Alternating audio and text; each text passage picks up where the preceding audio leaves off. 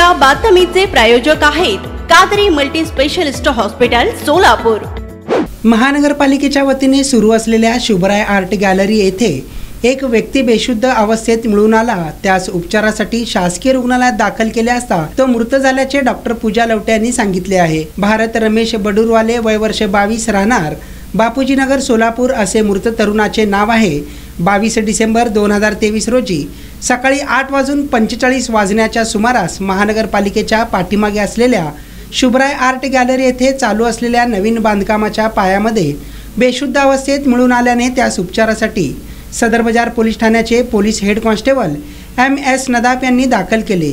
मात्र उपचारापूर्वीच मृत्यू झाल्याचे शासकीय रुग्णालयात डॉक्टर पूजा लवटे यांनी सांगितले।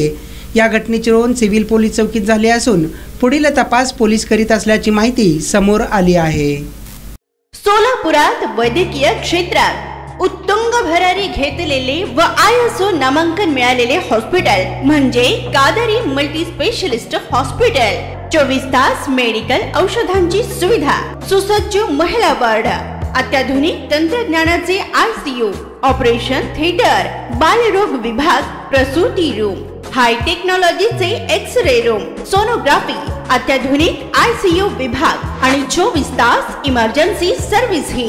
आमचा पत्ता प्लॉट नंबर 10, मजरेवाडी, नई जिंदगी रोड, अथर्व मंगल कार्यालयाजवळ, सोलापूर।